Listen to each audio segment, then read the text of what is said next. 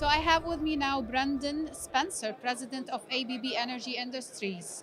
Brendan, welcome to this interview. Welcome to Abu Dhabi and ADIPEC. Let's start by asking about how ABB is helping governments and companies in its roadmap path to energy transition and decarbonization. Yeah, really appreciate being here. So it's fantastic to be in Abu Dhabi and at ADIPEC. Tons of energy, tons of people, even higher than last year, I think. And so charged to be here. I think it's also interesting to see how the discussion has kind of migrated. We were talking about how do we quickly get away from energy with a carbon footprint, these sort of things. And now it's a little bit more about a balance. And what we talk about is net additions while reducing emissions. And that's where our technology comes into play. We released a report today that talks about how we take conventional oil and gas assets through automating them, through digitalizing them. We reduce the carbon footprint, equivalent to taking hundreds of thousands of cars off the road for each one of these facilities. And so we have solutions today that can have a big impact on the industries that we serve. And certainly our strategy is to enable this transition to take place. And it's hopefully on the back of technology like ours at ABB. A lot of changes around the world since ADIPEC last year. But challenges yet still there.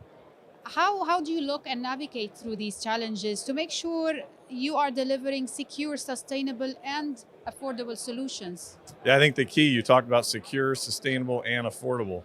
So those are all kind of three a little bit independent challenges.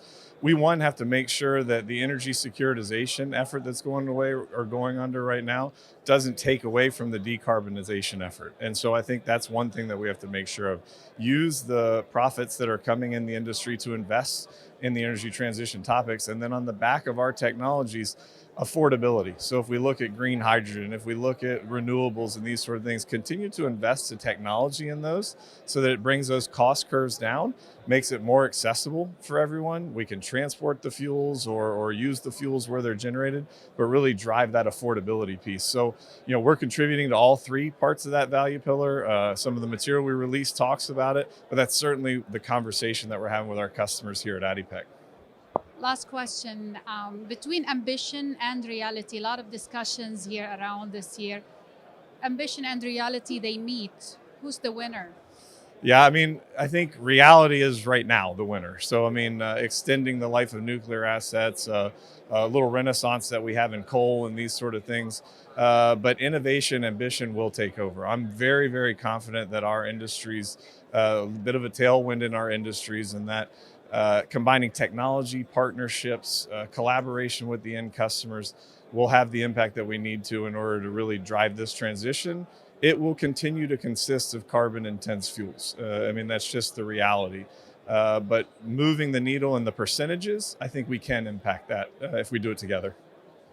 Thank you.